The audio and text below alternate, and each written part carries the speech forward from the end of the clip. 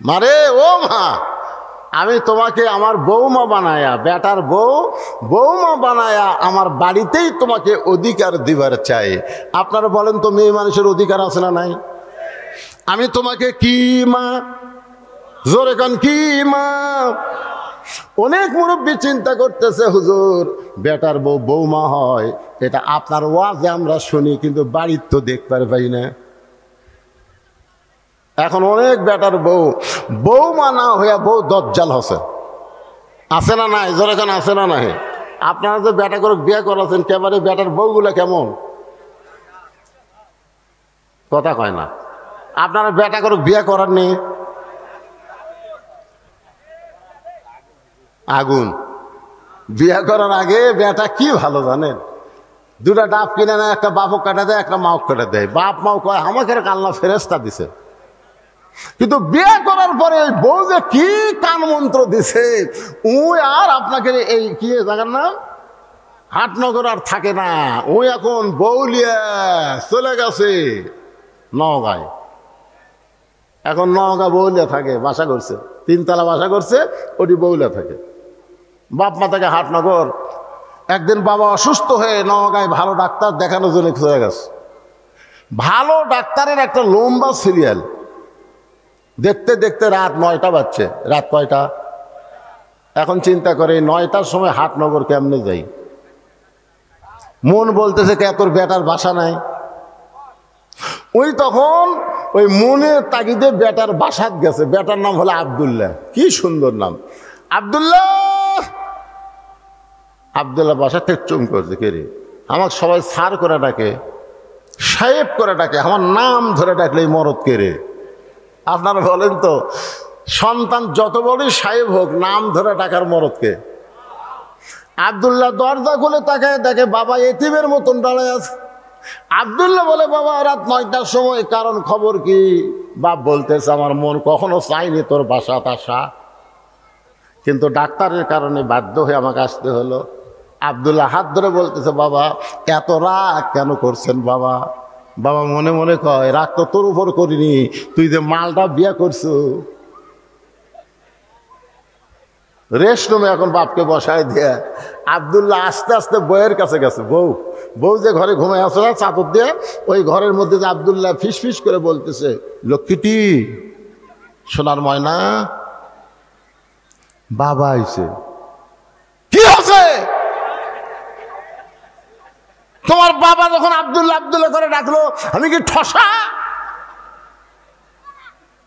আব্দুল্লাহ জোরহাত করে বলতেছে বাবা কোনোদিনও আসে না রে, আজকে বিপদে আছে, আর তুমি এইরকম করে ভাষা। বাবার সামনে একটু খাবার দাও। বউ বলতেছে আমার মাথা বেদনা করে, ফির শিরশির করে, পারলে তুমি দাও। আব্দুল্লাহর বাপ কি আর কম? চিল্লাই বলতেছে কে রে আব্দুল্লাহ, তুই কি মনে করছিস আমি খাবার জন্য যাচ্ছি? যাওয়ার জায়গা পাইনি দেখে তোর বাড়ি যাচ্ছি, থাকার একটু জায়গা দে, খাওয়া লাগবে না। আব্দুল্লাহ রাত 9টার সময় বাবা না খাইয়া ঘুমায় গেছে। রাতটা যখন 11টা বাজে, তখন আব্দুল্লাহ শালা, আপনার আব্দুল্লাহর শালা বলতে কি বুঝতেছেন?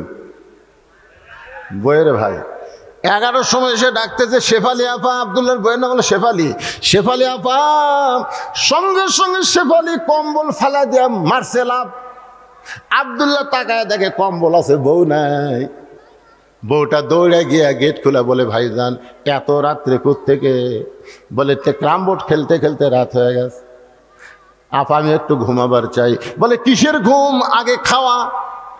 তুই না খাইয়া ঘুমাইলে আমার চোখে ঘুম ধরবে না। এই বলে ভাত গরম, গোস্ত গরম, মাছ গরম, সব গরম করে ভাইয়ের সামনে দিয়া বলতে খা ভাই, খা ভাই, তুই না খাইলে আমার কলিজার শান্তি নাই। আব্দুল্লাহ মনে মনে চিন্তা করে 9টার সময় আমার বাবা আইছে, তখন তোর মাজা বেদনা করে, পিঠ শিরশির করে, আর 11টার সময় খা ভাই, খা ভাই, খবর কি? বার হয়ে দেখে 5 তরকারি গরম ভাত, শালার মাথায় বইয়ের হাত। কয় তরকারি? 5 তরকারি গরম ভাত, শালার মাথায় বইয়ের হাত। খালি বারবার বলতেছে আর এক টুকরা খা ভাই, তুই না খাইলে আমার কলজার শান্তি নাই। আব্দুল্লাহ চুপি চুপি বাবা যেই ঘরে ঘুমাই, ওই বাবার ঘরের জানলার কাছে জিরো বাল্বের আলোতে তাকায় দেখে বাবার শুকনা মুখটা দেখতে পায়। আব্দুল্লাহর চোখটা পানি পড়তেছে। যেই বাবা নিজে না খাই আমাকে লেখাপড়া করাইছে, যেই বাবা মাটির বিছনার থেকে আমাকে খাট বানায় দিছে, আজকে আমার সেই দরদের বাপ না খায় আছে। আর সালাদ সামনে 5 তরকারি গরম ভাত, আমার কি কিছুই করণীয় নাই। সঙ্গে সঙ্গে আল্লাহর কোরআন বলতেছে আল্লাযী খালাকাল মাউতা ওয়াল হায়াতা লিয়াবলুয়াকুম আইয়ুকুম আহসানু আমালান ওয়া হুয়াল আজিজুল গফুর। আল্লাহু আকবার। আল্লাহ আব্দুল্লাহ রে, তোর মৃত্যুর হায়াতকে আমি আল্লাহ সৃষ্টি করেছি পরীক্ষা করার জন্যে। সুন্দর আমল করতে হবে। আল্লাহ কোরআনে বলেছে ওয়াকাযা রাব্বুকা আল্লা তা'বুদু ইল্লা ইয়্যাহু ওয়া বিল ওয়ালিদাইনি ইহসানান। আল্লাহর পরেই হলো বাপ মা।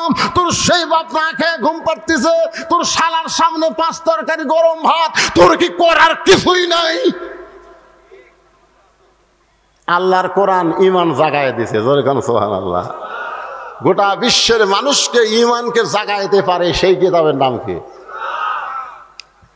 আব্দুল্লাহ চিন্তা করে ভাই, কোরআন যত ঈমান জাগা দেখ রে, বর্তমানে নারী নির্যাতনের কেস আছে, মরদ নির্যাতনের কোনো কেস নেই। আমি কি করি? বিবেক বলতেছে করার কিছুই নাই। তোর বাড়ি খুঁজা দেখে আটা বলা উটি বলা একটা বেলান আছে, দেখ দেখ, করার কিছু নাই পাগলা। ওই খুঁজা দেখে উঠি বলা একটা বেলান আছে, ওই বেলান হাতে নিয়ে চিন্তা করতেছে কি করব। বিবেক সবচাইতে বড় আদালত। বিবেক বলতেছে তোর বউ তো তোর শালাক ভাত খিলাচ্ছে, কোনো দিকে খেয়াল নাই। কারণ মেয়ে মানুষেরা যখন তার বাপের আত্মীয় আসে তখন আর অন্য কোনো দিকে খেয়াল থাকে না, একটাই খেয়াল, খালি তারা বাপের আত্মীয়। জোরে কোন কথা ঠিক কিনা? এখন যে হারে খিলাচ্ছে ওর তো কোনো খেয়াল নাই। তুই বিড়ালের মতন চুপি চুপি যায় ওর পিছনে দেখা উঁচু হয়ে আছে, ওই উঁচা জায়গা বিসমিল্লাহ কয়া একটা বাড়ি মারবো, একটা হজের সওয়াব। 2টা বাড়ি মারবো, 2টা হজের সওয়াব। এখন তুই কয়টা হজের সওয়াব নিব সেটা তোরই ব্যাপার, কিন্তু খবরদার নিচেও জান মারিস না, উপরেও জান মারিস না। কারণ নিচে মারলে কেস খাবো, উপরে মারলেও কেস খাবো, কারণ দেখাবার পারবি। আর মিডল পয়েন্টে মারলে লুসবি ঠিকই, কিন্তু কাউকে দেখাবার পারবি না। জোরে কোন কথা ঠিক কিনা? কারণ ওই জায়গায় কাপড় খুলে কাউকে দেখাবি। বিলাই যেমন ইন্দুর ধরে, আব্দুল্লাহ চুপি চুপি বইয়ের পিছনে এসে বেলান নিয়ে উঠি বলা বেলান নিয়ে দাঁড়ায় আছে। আর বউ খালি ভাইকে বলতেছে আর এক টুকরা খা। ভাই বলতে জোড়া কাপা, আর আমি পারবো না। বোন বলতেছে ভাই রে তাহলে আর এক টুকরা মুরগিলে, না বা আমি আর পারতেছি না। আব্দুল্লাহ কয় আমার বাপ না খেয়ে আছে, তোর পিঠ বেদনা, তুই শিশির করে কম্বল ছাড়লি না, তোর ভাই খাবার চাই না তারপরেও খাবার দেশ। এই রাগ করা মারছে বাড়ি, এত জোরে বাড়ি মারছে, ফুটবল লাত্তি মারলে যেমন শব্দ হয় ওই জায়গা বাড়ি মারলে শব্দ হবে, কিন্তু খুব জোরে লাগবি না। মাঝে মাঝে প্র্যাকটিস করে দেখবেন, বইয়ের ওই জায়গায় বাড়ি মারবেন, শব্দ হবে কিন্তু খুব জোরে লাগবি। কাকু বলবারও পারবি আমার এই পাতার উপর মারছে, কাকু বলবার পারবে? খালি লুসবি ঠিকই। যেই বাড়ি মারছে বউ দৌড়, শালাও দৌড়। শালা চিল্লায় বলে দুলা ভাই এত রাত্রে আমার বোনকে মারলেন কেন? আব্দুল্লাহ চোখের পানি বের করে বলে তোর বোন আমার কে হয়? তোর বোন আমার কে হয়? তোর বোনকে আমি এত ভালোবাসি, হাটনগর বাপ মাকে বাদ দিয়ে আমি নগা শহরে শুধু তোর বোনের জন্য একটা বাসা বানাইছি। কারণ বউকে ভালোবাসার কথা ইসলামে আছে না নাই? যেরকম ভালোবাসার কথা ইসলামে আছে না নাই? আল্লাহ নবী ঘরের মধ্যে বসে আছে, এমন সময় উম্মাহাতুল মা আয়েশা রাদিয়াল্লাহু তাআলা আমাদের উম্মা, আমাদের মা ঘরের মধ্যে ঢুকছে। নবী বসে আছেন, মা আয়েশা ঘরের মধ্যে ঢুকছে, সঙ্গে সঙ্গে নবী দাঁড়িয়ে গেলেন। মা আয়েশার সম্মানে নবী দাঁড়ালেন না, নবী দাঁড়ায় দরজা বন্ধ করে দিলেন, জানলা বন্ধ করে দিলেন।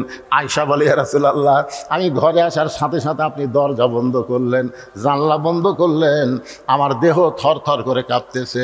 রাসূল বলে, কি কারণে তোমার দেহ কাঁপে? বলে, আপনার জুতার পরশে আল্লাহর আরশ ধন্য হয়ে গেছে। হুজুর, যদি কোনো বেয়াদবি হয় এই কারণেই আমার দেহ কাঁপতেছে। রাসূল বলে, আয়েশা, একজন নবীর জুতার পরশে আল্লাহর আরশ ধন্য হয়েছে, একজন নবীর জুতার পরশে। আয়েশা বলে, হুজুর, আপনি তো সেই নবী। রাসূল বলে, যতক্ষণ দরজা খোলা ছিল ততক্ষণ আমি নবী ছিলাম, কিন্তু যেই দরজা বন্ধ হয়েছে আমি আর নবী নয়, আমি হলাম স্বামী, আর তুমি আমার বিবি। বউকে আদর করার কথা ইসলাম আছে না নাই? নবী বলতেছেন, একজন নবীর জুতার পরশ আল্লাহর আরশ ধন্য হয়েছে। আয়েশা বলে, আপনি তো সেই নবী। রাসূল বলে, আমি নবী ছিলাম রে যতক্ষণ দরজা খোলা ছিল, এখন দরজা বন্ধ, কিসের নবী রে? আমি হলাম স্বামী, তুমি আমার বিবি, আসো। মা আয়েশা দৌড়ে এসে স্বামীর বুকে মাথা দিয়ে কয়, আল্লাহ, এতদিন জানতাম আমার নবী বিশ্ব নবী, আজকে দেখতেছি আমার নামী হলেন 1 নম্বর স্বামী। নবী আস্তে করে মা আয়েশাকে বুকের মধ্যে নিয়ে এই ডান হাত দিয়ে পিঠের উপর একটা চাপ দিছে।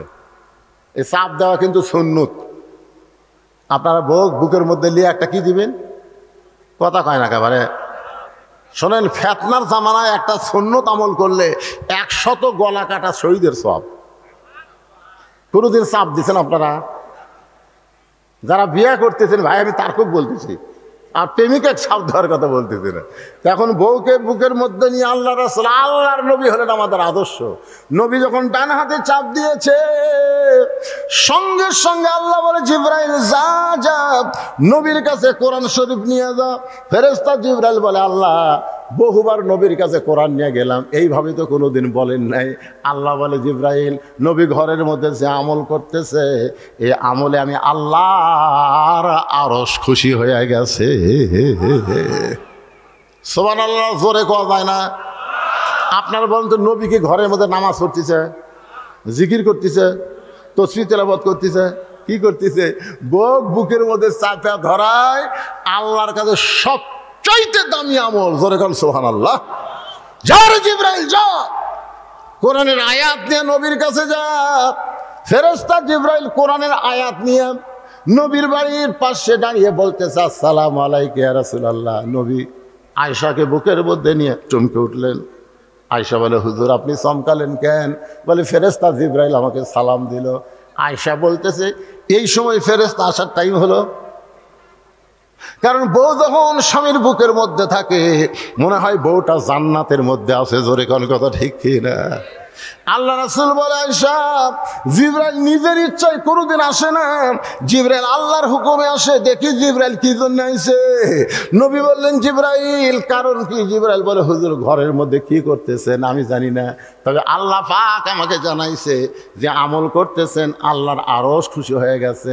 আল্লাহ কোরআনের আয়াত নাজিল করেছে, হুন্না পড়েন, হুন্না লিবাসুল লাকুম ওয়া আনতুম লিবাসুল্লাহুন্না। তোর বোন আমার বউ হয় রে, সে আদরের বউকে আমি কেন মারলাম? আয়। শালা বলতেছে, আমাকেও মারবেন নাকি? বলে, তোকে মারবো না, তোকে একটু দেখাবার চাই, আয়। এবার শালার হাত ধরে বাবা যেই ঘরে ঘুমায় ওই ঘরের জানলার কাছে নিয়ে গিয়ে বলতেছে, দেখ তো ভিতরে কে। শালা বলতেছে, আপনার বাবা কখন আইছে? দুলা ভাই, আপনার বাবা কখন আইছে? আব্দুল্লাহ বলতেছে, 9টার সময় আইছে। তোর বোন কইছে মাজা বেদনা পিঠ শিরশির করে, আমার বাবার সামনে খাবার দেয়নি বলে বাবা রাগ করে না খেয়ে ঘুমিয়ে গেছে। আর 11টার সময় তোর সামনে 5 তরকারি গরম ভাত। বল রে শালা, বল আমার আমল কি? শালা বলতে, দুলা ভাই আর একটা মারেন, আর একটা মারেন। এই মানুষের জাত না, এই বাপের আত্মীয় পছন্দ করে, স্বামীর আত্মীয় 2 চোখকে দেখবার পারে না। জোরে কোন কথা ঠিক কিনা? আপনাদের ঘরে এমন বউ আছে না নাই? ওর বাপের বাড়ি একটা ফকির আসলে আমার মায়েরা যারা পর্দার অন্তর আছেন, মা মনে কষ্ট নিয়েন না। যে স্বামীর পায়ের তলে আপনার জান্নাত হওয়ার কথা ছিল, কিন্তু পায়ের তলে জান্নাত না হয়ে রাসূল বলেছেন আল্লাহর পরে কাউকে যদি সেজদা দেওয়ার হুকুম থাকতো, তাহলে প্রত্যেকটা নারীকে বলা হতো তোমার স্বামীর পায়ে সেজদা করো। ফাতেমা বলতেছে বাবা, এই যে স্বামীর পায়ে সেজদা করা, এই আমলটাই কি মেয়েদের সবচাইতে বড় আমল? আল্লাহ রাসূল বলে ফাতেমা, নারীদের সবচাইতে বড় আমল হলো পর্দা। জোরে বলেন, নাম কি? তুমি মনে করো না তোমার বাবা বিশ্ব নবী বলে আল্লাহ তোমাকে জান্নাত দিবে, এইটা কখনোই তুমি মনে করো না। ফাতেমা বলে বাবা, আমি মাঝে মধ্যে মনে করি আমার বাবা বিশ্ব নবী বলে আল্লাহ সেই খাতিরে হয়তো আমাকে জান্নাত দিবে। রাসূল বলে ফাতেমা রে, জান্নাতে যদি যাওয়ার চাও তাহলে জান্নাতের আমল করে তোমাকে জান্নাতে যেতে হবে। ফাতেমা বলে বাবা, জান্নাতের আমল কি? রাসূল বললেন মেয়েদের সব আমলের মধ্যে 1 নম্বর আমল হলো পর্দা। যেরকম 1 নম্বর আমল কি?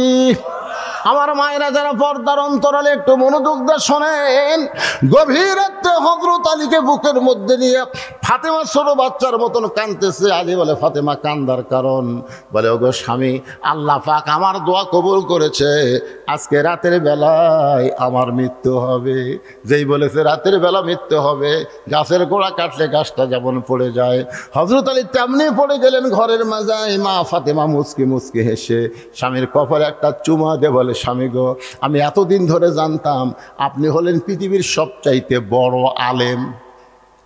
আমি এতদিন ধরে জানতাম আপনি পৃথিবীর সবচাইতে বড় বীর। মরার খবর শুনে আপনি কেন কাঁদতেছেন? কারণ দুনিয়াতে মানুষ এসেছে থাকার জন্যে না, মানুষ এসেছে যাওয়ার জন্যে। আপনারা বলেন তো, 2 জন চাষ করলে গল্প করতেছে, অমুকের ফাঁসি হলো রে, অমুকের ফাঁসি হবি। আমি দৌড়ে গিয়ে বললাম কে ভাই, তোমরা যে গল্প করতেছো অমুকের ফাঁসি হলো, অমুকের ফাঁসি হবি, তোমার যে মৃত্যু হবি, যেই খুশি তোমার মৃত্যু হবে চমকে উঠছে। চমকে উঠল কেন? কারণ ফাঁসির তারিখ আছে, মরার কোনো তারিখ। আপনারা বলেন তো, আমাদের কোনো তারিখ আছে? কে কবে মরবেন এইটাকে আপনারা জানেন? তো আল্লাহ যদি আমাদেরকে মাফ করে জান্নাত দেয়, আমাদের কোনো আপত্তি আছে? এই জন্য সুবহানাল্লাহ বলতে কোনো কৃপণতা করা যাবে না।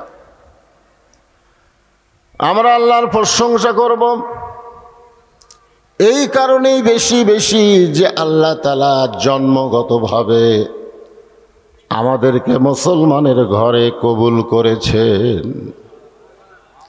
এই দুনিয়াতে যত ধর্ম আছে,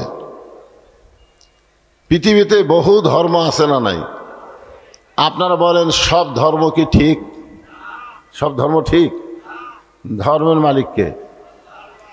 সে আল্লাহ যদি বলেন ওয়ামান ইয়াবতাগি গায়রাল ইসলাম দীনান ফালাই ইয়াকবালা মিনহু, ইসলাম ছাড়া অন্য কোনো ধর্মকে যদি গ্রহণ করে আল্লাহ বলেছেন সেইটা কবুল করা হবে না। আল্লাহর এই কথার দ্বারা প্রমাণ হলো একমাত্র ধর্মের নাম কি? আর ইসলাম ছাড়া যত ধর্ম আছে সব ধর্ম হলো ভুয়া। জোরে বলেন, সব ধর্ম কি? আরো জোরে বলেন, ভুয়া। ভুয়া। আসল ধর্ম কিন্তু একটাই। আর ভাগ্যগুণে আমরা সেই ধর্মের ভিতরেই মুসলমানের ঘরে জন্ম নিবার পারছি। খুশি না বেজার? আল্লাহ ইচ্ছা করলে আমাদেরকে হিন্দুর ঘরে পাঠাবার পারতেন, আল্লাহ ইচ্ছা করলে ইহুদি খ্রিস্টানদের ঘরে আমাদের পাঠাবার পারতেন, কিন্তু আল্লাহ সেই সকল ঘরে না পাঠায়া রুহের জগতে আমাদের রুহগুলো কেমন পছন্দ করলেন, যার কারণে মুসলমানের ঘরে আমাদেরকে কবুল করেছেন। এখান থেকে প্রমাণ হলো দুনিয়াতে না, রুহের জগতেই আল্লাহ আমাদেরকে পছন্দ করেছে। যখন ঠিক কিনা? আর যার কারণেই আমরা মুসলমানের ঘরে কবুল হয়েছি। আল্লাহর প্রশংসা করার কারণ হলো আল্লাহ শুধু মুসলমানের ঘরে আমাদেরকে কবুল করে নাই, আল্লাহ আমাদেরকে বিশ্ব নবীর উম্মত হিসাবে কবুল করেছে। আপনারা বলেন তো, বিশ্ব নবীর উম্মত হবার পারলে তাদের লাভ কি? আল্লাহ রাসূল বলেছেন, তুমি যত পাপই করো, তুমি যদি সারা জীবন পাপ করো আর মরার সময় যদি ঈমান নিয়ে মরতে পারো, আমি রাসূল ওয়াদা করতেছি তোমাকে ওকালতি করে বারিশটারি করে আল্লাহর কাছে তোমার কাছে জেরা করে তোমাকে জান্নাতে পৌঁছায়াই দিব। এত বড় সুযোগ আল্লাহ আমাদেরকে দান করেছেন বিশ্ব নবীর উম্মত হওয়ার কারণে। খুশি না বেজার? তাহলে জবান খুলে আরেকবার বলি আলহামদুলিল্লাহ। আল্লাহর প্রশংসা করার কারণ হলো, আপনারা যে কোরআন থেকে তাফসির শুনবেন, যেই কোরআন থেকে আপনারা আলোচনা শুনবেন, এই কোরআনকে আল্লাহ তাআলা আমাদের জন্য হেদায়েত স্বরূপ দান করেছেন। হেদায়েত মানে কি? হেদায়েত মানে বোঝেন না? হেদায়েত মানে জীবন ব্যবস্থা। আপনারা বলেন, এ কোরআনের মধ্যে সব কিছু আছে না নাই? এই জন্যই কোরআনের প্রথমেই আল্লাহ বললেন, জালিকাল কিতাবু লা রাইবা ফীহি হুদাল লিল। হুদাল লিলের পরে কি হবে? সবাই কন না কেন? আয়াত তো কমন আয়াত। এই মুত্তাকিন বলার পিছনে ওয়াজ আছে, এই জন্য সবাই বলেন জালিকাল কিতাবু লা রাইবা ফীহি হুদাল লিল মুত্তাকিন। আল্লাহ যদি বলতো হুদাল্লিন নাস, কিন্তু আল্লাহ হুদাল্লিন নাস না বলে মুত্তাকিন বলার পিছনে কারণ হলো, আবু জেহেল কোরআন শুনেছে কিন্তু কোরআনকে গ্রহণ করেনি।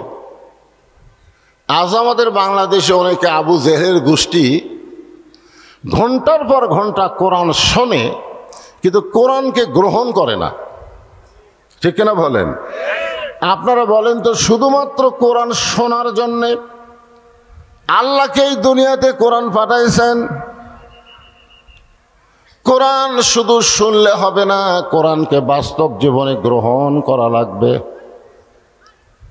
আবু জেহেল কোরআন শুনেছে, আপনারা তো আমার সামনে বসে কোরআন শুনতেছেন।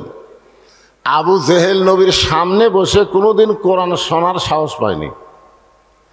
নবী যখন রাতের বেলা কোরআন পড়তেন, আবু জেহেল সুরের মতন চুপি চুপি ঘরের বাহির থেকে কোরআন শরীফ শুনতেন, আর সকালবেলা এসে কোরআনের পক্ষে রেজাল্ট দিতেন। এত সুন্দর কোরআনের বাণী, রাতটা কোন দিক দিয়ে গেল আমি বুঝবারই পারিনি। সুবহানাল্লাহ কন না কেন? আপনারা বলেন তো, আবু জেহেল কথা কি খারাপ কইছে? খারাপ কইছে? এত সুন্দর কোরআনের বাণী, রাতটা কোন দিক দিয়ে গেল আমি বুঝবারই পারিনি। আবু সুফিয়ান বলেন, এটা যেই কোরআন শুনতে রাত কোন দিক দিয়ে গেল বোঝা যায় না, সেই কোরআনকে যদি আমরা গ্রহণ করি তাহলে অসুবিধা কোন জায়গায়? শুনতেই যদি এত ভালো লাগে, সে কোরআনকে ধরলে অসুবিধা কোন জায়গায়? কথাটার মধ্যে গুরুত্ব আছে না নাই? শুনতে রাত কোন দিক দিয়ে গেল বোঝা যায় না, সেই কোরআনকে গ্রহণ করলে আমাদের অসুবিধা কোন জায়গায়? আবু জেহেল বলে, আবু সুফিয়ান, কোরআনকে যদি গ্রহণ করি তাহলে তোর আমার নেতৃত্ব চলবে না, আসল নেতা হয়ে যাবে আব্দুল্লাহর এতিম পোলা। কারণ কোরআনকে গ্রহণ করলে বাংলাদেশে কোনো ভুয়া নেতা থাকবে? আমাদের বাংলাদেশে যেই নেতাগুলো আছে, এরা কি আসল নেতা না ভুয়া নেতা? আরো জোরে বলেন, কি জোরসে বলেন? ভুয়া। ভুয়া ভুয়া একটা শব্দ বাংলাদেশে ভাইরাল হয়ে গেছে, ভুয়া।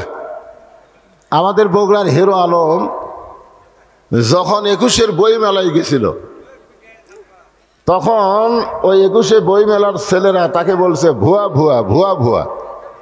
কি বলছে? ভুয়া ভুয়া। আবার যখন মোস্তাক আহমদ তার একটা চেংড়ি বউকে নিয়ে গেল, মোস্তাক আহমদের নাম শুনছেন বুড়া, ওই বিয়ে করছে একটা চেংড়ি, 7-5 পাশের একটা মেয়েকে বিয়ে করছে। যদি মোস্তাক আহমদ তার বউকে বোরকার মধ্যে রাখতো তাহলে কিন্তু ভুয়া ভুয়া শব্দ শোনা লাগতো না, জোরে কোন ঠিক কিনা? কারণ বোরকার মধ্যে যখন কোনো মেয়ে মানুষ থাকে ওই বুড়ি না ছড়ি বেড়া থেকে বোঝা যাবে। কিন্তু মোস্তাক আহমদ বউটাকে বোরকার মধ্যে না রেখে বেপরদাভাবে যখন 21-এর বই মেলায় গেল, ওই বুড়ার সঙ্গে ওই ছুরিরে মানুষ পছন্দ না করে ভুয়া ভুয়া ভুয়া ভুয়া শব্দ উচ্চারণ করলো। আর একটা নেতা আছে বাংলাদেশে, যেই নেতা বিসমিল্লাহ ঠিক মতো কবার পারে না, বিসমিল্লাহ কোতে কি কয়।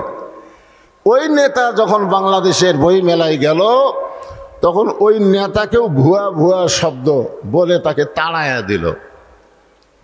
এখন আমরা আজকে বলবো ভুয়া শব্দটা আল্লাহর কোরআন অনুযায়ী যেই নেতারা চলবে না, মানুষের তৈরি মতো যেই নেতারা চলে, এরা কি আসল নেতা না ভুয়া নেতা? ভুয়া নেতা। তো ভুয়া নেতা কতদিন চলবে? যতদিন মানুষ কোরআন শুনবে, কোরআনকে গ্রহণ করবে না। মানুষ যখন কোরআনকে গ্রহণ করবে তখন বাংলার জমিনে আর কোনো ভুয়া নেতা চলবে না। ধরে কোন কথা ঠিক কি না? কারণ আল্লাহ কোরআনে বলেছেন সামিনা ওয়া তাআনা, শুধু শুনলে হবে না, এটাকে গ্রহণ করা লাগবে। আগে এখানে গান হতো, আমি শুনলাম যে এই ফিল্ডটা আগে গান হতো, কনসার্ট হতো, কিন্তু ছেলেরা সেইটা বাদ দিয়ে এই তাফসিরুল কোরআন মাহফিল করেছে। এতে কি আপনারা খুশি না বেজার? তাহলে জবান খুলে আর একবার বলি আলহামদুলিল্লাহ। এখন যেই ছেলেরা কোরআনের মাহফিল করতেছে ওই ছেলেদের 1 নম্বর শর্ত হলো শুধু কোরআনের মাহফিল করলে হবে না, আল্লাহর কোরআনকে বাস্তবে গ্রহণ করা লাগবে। আপনারা বলেন তো এই কোরআনকে গ্রহণ করতে গেলে 1 নম্বর শর্ত কি? না, নামাজকে হবে। এই কোরআনকে গ্রহণ করতে গেলে, কোরআনকে ধরতে গেলে 1 নম্বর শর্ত হলো লা ইয়ামাসসুহু ইল্লাল মুতাহহারুন। তুমি ততক্ষণ পর্যন্ত কোরআন শরীফ স্পর্শ করতে পারবা না যতক্ষণ তুমি পবিত্র না হবা। তাহলে যেই কোরআনকে ধরতে পবিত্র হওয়া লাগে, সেই কোরআনকে মানুষ যখন গ্রহণ করবে ওই মানুষটা তখন কেমন মানুষ হবে? আবু জেহেল কোরআনকে শুনেছে, গ্রহণ করে নাই, আর হযরত আবু বকর শুধু কোরআন শোনে নাই, কোরআনকে গ্রহণ করেছে। জোরে কোন কথা ঠিক কিনা? কাফেরদের মধ্যে আর মুসলমানের মধ্যে 1 নম্বর হলো আবু বকর। এখান থেকে প্রমাণ হয়ে গেল শুধু কোরআন শুনলে হবে না, বাস্তবে কোরআনকে গ্রহণ করা লাগবে। আমার সামনে যে হাজার হাজার আল্লাহর বান্দারা বসে আছেন, আপনারা বলেন আপনারা কি আবু জেহেল হবেন না আবু বকর হবেন? আবু বকর হবেন। তাহলে আবু বকর হবার গেলে কোরআনকে শুধু শুনলে হবে না, এই কোরআনকে বাস্তবে গ্রহণ করা লাগবে। এই কোরআনকে গ্রহণ করার জন্যে পৃথিবীর সবচাইতে খারাপ মানুষ, যিনি নাঙ্গা তরবারি নিয়ে নবীকে হত্যা করতে গেছিল, এই কোরআনকে গ্রহণ করার কারণে আল্লাহ তাকে বাংলাদেশের মতন 96টা দেশের খলিফা বানায়া দিল। সবচাইতে খারাপ আবু জেহেল কিন্তু নবীকে মারার পরিকল্পনা করছে, কিন্তু উমর ফারুক নবীকে মারার পরিকল্পনা করে নাই, ডাইরেক্ট মারার জন্য অস্ত্র ধারণ করেছে। জোরে কোন কথা ঠিক কিনা? তাহলে হিসাব করে দেখা যায় ইসলাম গ্রহণ করার আগে আবু জেহেল চাইতে উমর ফারুকই বেশি খারাপ ছিল, ঠিক কিনা বলেন? কিন্তু আবু জেহেল শুধু কোরআন শুনেছে বলে আবু জেহেলই থাকছে, কিন্তু উমর ফারুক নবীকে হত্যা করার পরিকল্পনা করার পরেও শুধু কোরআনকে গ্রহণ করার কারণে আল্লাহ তাকে অর্ধ পৃথিবীর খলিফা বানায়া দিছে। আল্লাহর কোরআনকে গ্রহণ করার পরে হযরত উমর যখন অর্ধ পৃথিবীর খলিফা, তখন উমর ফারুকের অহংকার কেমন। আজকে আমাদের উপজেলা চেয়ারম্যান, এমপি সাহেব, মন্ত্রী সাহেব, এদের যা মশান ভাই, জোরে কোন কথা ঠিক কিনা, সেই হিসাবে হযরত উমরের তো একটা অহংকার থাকার কথা যে বাংলাদেশের মতন ৯৬টা দেশের খলিফা আমি, আমার একটা মশান নাই, আমি কি হনুরে। হ্যাঁ, আল্লাহর কোরআনকে গ্রহণ করার কারণে হযরত উমরের চরিত্রটা এমন হলো যে জুমার দিনে তিনি খুতবা দিচ্ছেন হাজার হাজার সাহাবীদের সামনে। এমন সময় মাঝখান থেকে এক সাহাবী দাঁড়িয়ে বলতেছে, ইয়া আমির আল মুমিনিন, আপনার খুতবা আমরা শুনবো না। যে বলছে আপনার খুতবা শুনবো না, উমর ফারুক দ্বিতীয় কোনো কথা বলে নাই, চোখের পানি বের করে বলতেছে, ভাই আমার খুতবা না শোনার পিছনে কারণ কি? এখনকার কোনো এমপি যদি মঞ্চে ভাষণ দিবার আসে, আর কোনো লোক যদি দাঁড়িয়ে বলে, এমপি সাহেব আপনার ভাষণ আমরা শুনবো না, কারণ ভোটের আগে আপনি যেইভাবে মানুষের কাছে আসেন, ভোটের পরে আর আপনার সোপা দেখা যায় না। এইরকম কথা যদি কেউ কয়, আপনি বলেন তো এমপি কিছু বলার আগে এমপির চামচা ওকে সাইজ করবে, এখন ঠিক কি না? আর উমর ফারুককে যখন বলতেছে আপনার খুতবা আমরা শুনবো না, উমর ফারুক চোখের পানি বের করে বললেন, আমার অপরাধ কি? বলে, আপনার অপরাধ হলো আমাদেরকে খাটো পাঞ্জাবি দিয়ে আপনি লম্বা জুব্বা পরে খুতবা দিচ্ছেন। আমাদেরকে খাটো পাঞ্জাবি দিয়ে আপনি লম্বা জুব্বা পরে খুতবা দিবেন। যতক্ষণ লম্বা জুব্বার কাহিনী না বলবেন, ততক্ষণ আমরা আপনার খুতবা শুনবো না। বাংলাদেশের টাকা কি কানাডাত পাচার করছে নাকি? হ্যাঁ, বাংলাদেশের টাকা কি কানাডাত গেছে? কানাডাত এখন বেগম পাড়া হচ্ছে, যখন কি পাড়া? আমাদের বাংলাদেশের অনেক সম্পদ অনেক নেতারা বিদেশে পাঠায় দিছে, আর হযরত ওমর কোনো সম্পদ পাচার করে নাই, খালি জুব্বাটা লম্বা হচ্ছে। তাতেই বলতেছে ভাষণ মন্দ, আগে বলে লম্বা জুব্বা হওয়ার কারণ কি? উমর ফারুক যখন ছোট বাচ্চার মতন কান্দে, এমন সময় আব্দুল্লাহ ইবনে উমর ৬ লক্ষ হাদিসের হাফেজ, ৩০ পারা কোরআনের হাফেজ, জোরে কান সুবহানাল্লাহ। উমর ফারুকের সন্তানের যোগ্যতা কি? ৬ লক্ষ হাদিসের হাফেজ, ৩০ পারা কোরআনের হাফেজ। তাহলে এত বড় নেতার সন্তান কোন লাইনে লেখাপড়া করছে? এ কথা কর না কেন, কোন লাইনে পড়ছে? আর হামাকের নেতার ছেলেরা, হ্যাঁ, ৬ লক্ষ হাদিসের হাফেজ, ৩০ পারা কোরআনের হাফেজ, বাবার পাশে দাঁড়ায় বলতেছে, রে নবীর সাহাবীরা, তোমরা খাটো পাঞ্জাবি হলেও তো নতুন কাপড় পরে নামাজ পড়তে এসেছ। আমার পরনে দেখো, আমার পরনে নতুন কোনো কাপড় নাই। ওসমান গনি বলে, আব্দুল্লাহ, আজকে জুমার দিনে নতুন কাপড় না পরে তুমি পুরাতন কাপড় পরলে কেন? আব্দুল্লাহ বলতেছে, আমি যদি নতুন কাপড় পরে নামাজ পড়তে আসতাম, তাহলে আমার বাবার জুব্বা লম্বা হতো না। আমি যদি নতুন কাপড় পরে নামাজ পড়তে আসতাম, তাহলে আমার বাবার জুব্বা কি হতো না? দুনিয়ার সবাই যখন ঘুমায়, তোমরাও যখন ঘুমাও রে নবীর সাহাবীরা, আমার বাবা যেদিন থেকে খেলাফতের দায়িত্ব পাইছে, সেদিন থেকে আমার বাবা আর ঘুমাই না। যখন এমপি বানানো হয়, মন্ত্রী বানানো হয়, তখন সে জনগণের খাদেম হয়, তার ঘুমানোর কোনো সময় থাকবে না, জনগণের খেদমত করার টেনশনে। জোরে কোন কথা ঠিক কি না? আব্দুল্লাহ বলতেছে, একদিন গভীর রাত্রে চেতন পাইয়া আমি দেখলাম আমার মা দরজার পাশে দাঁড়িয়ে আছে। আমি মাকে বললাম, মা আপনি দরজার পাশে দাঁড়িয়ে আছেন, আপনি কি ঘুমাবেন না? আমার মা বলে, আব্দুল্লাহ রে, তোর বাবা বাড়ি থেকে বের হয়ে গেছে। তোর বাবা বাড়ি থেকে বের হয়ে গেছে মানুষের দুঃখ কষ্ট দেখার জন্যে। তোর বাবা যতক্ষণ বাড়িতে না আসবে আমি তোর মা ততক্ষণ ঘুমাতে পারবো না। তোমরা বিবেকের আয়নায় বিবেকের আদালতে জিজ্ঞাসা করো, তোমরা কি মাগরিবের নামাজ পড়েছো? তোমরা কি এশার নামাজ পড়েছো? তোমরা কি ফজরের নামাজ পড়বা?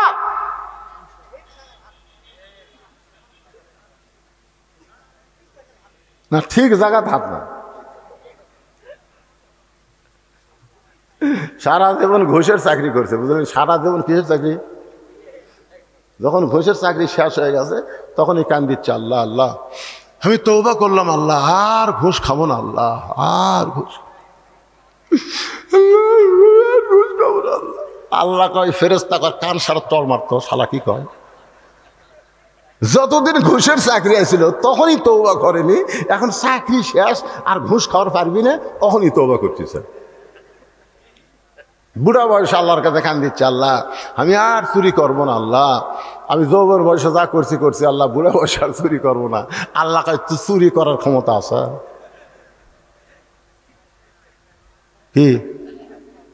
এই জন্য যে যুবকেরা কোরআনের মাহফিল করতেছে, শুধু কোরআনের মাহফিল করলে হবে না, এই যুবকদেরকে যৌবন বয়সে কোরআনের পক্ষের কর্মী হওয়া লাগবে। জোরে কোন কথা ঠিক না?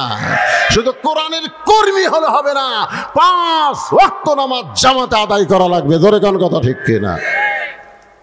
যারা মাহফিলে একটা টাকাও আদায় করে না, আদায় করো তোমরা? কোনো টাকা আদায় করে না, এরা নিজেরাই টাকা দিয়া এত সুন্দর আয়োজন করে।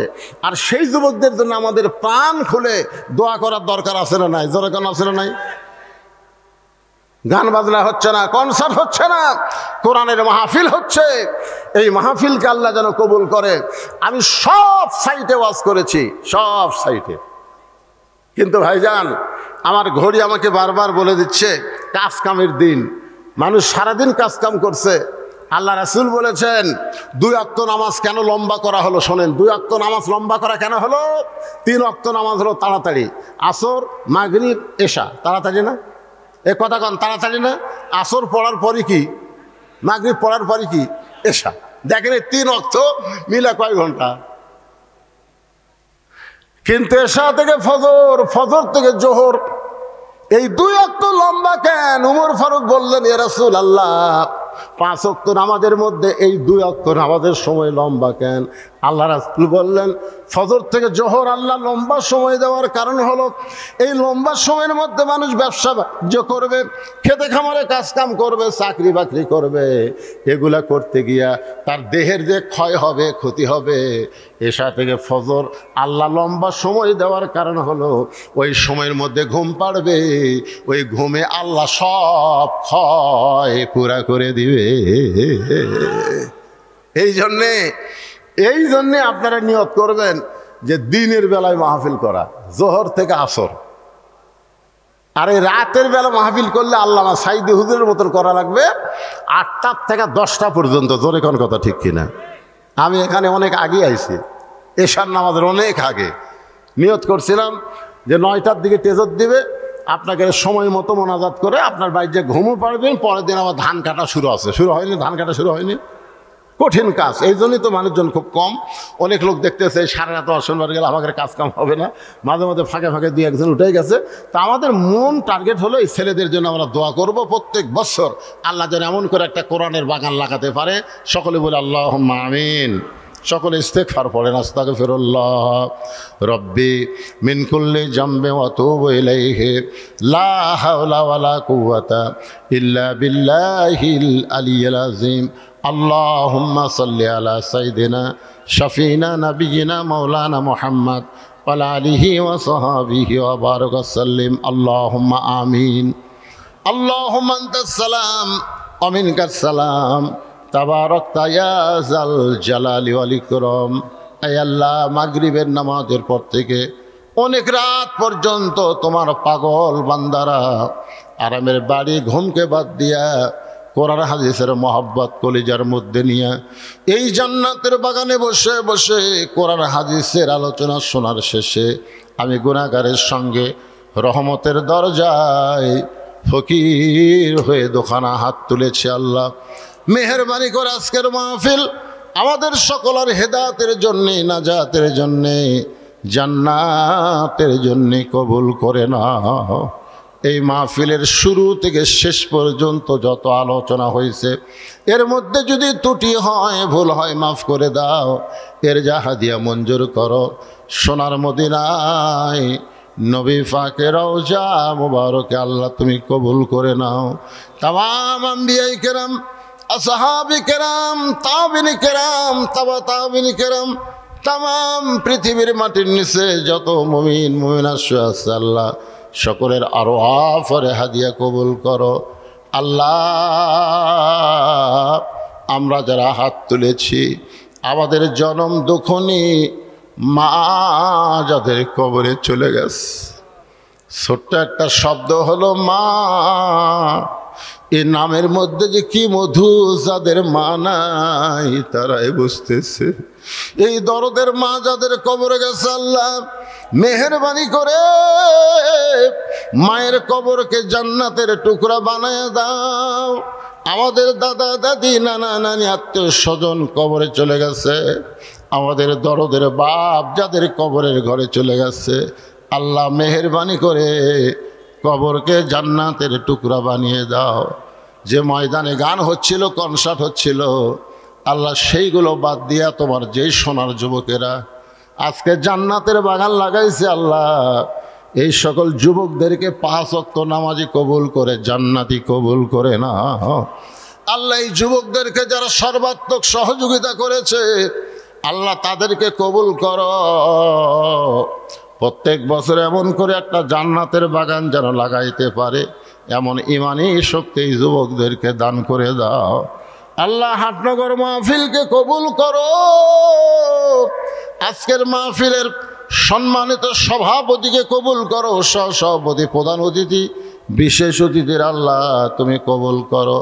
আলেম ওলামার কবুল করো, হাজী সাহেবদের কবুল করো, মুরব্বীদের কবুল করো, যুবকদের কবুল করো, কচি কাঁচাদের কবুল করো। পর্দার অন্তরালের মা বোনেরা আবিদা সালেহা পর্দানি কবুল করে মা ফাতেমার চরিত্র দান করে দাও। ফিলিস্তিনের মুসলমানকে আল্লাহ তুমি হেফাজত করো। তোমার ঘরের জন্য যারা জীবন দিছে শহীদের মর্যাদা দান করে দাও। আহত যারা অবস্থা আছে আল্লাহ সুস্থ করে দাও। আবার বাংলাদেশের প্রতি রহমত বরকতের বৃষ্টি বর্ষণ করে দাও, বর্ষণ করো আল্লাহ। আল্লাহ আসমানের বেলা আসমানে নাও, জমিনের বেলা জমিনে ডাবায় দাও।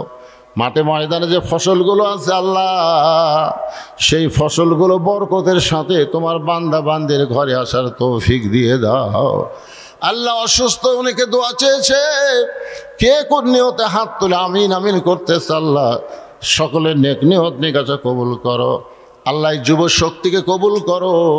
এই মাহফিল কমিটির সভাপতি, মাহফিল কমিটির সেক্রেটারি, কেশিয়ার, মাহফিল কমিটির সদস্য আল্লাহ সকলকেই তুমি জান্নাতি কবুল করে নাও। আল্লাহ কত মানুষের জানাজার নামাজ আমরা পড়েছি, এই 2 হাত দিয়ে কত কবরে আমরা মাটি দিয়েছি। একদিন আমরা সবাই মরে যাব। যেদিন আমাদের মৃত্যু হবে দিনটা যেন জুমার দিন হয়, মাসটা যেন রমজান মাস হয়। ইমানের সাথে ইজ্জতের সাথে এই দুনিয়া থেকে বিদায় নেওয়ার কালে আমাদের জবানে জারি করে দিও লা ইলাহা ইল্লাল্লাহু মুহাম্মাদুর রাসূলুল্লাহ সাল্লাল্লাহু আলাইহি ওয়াসাল্লাম।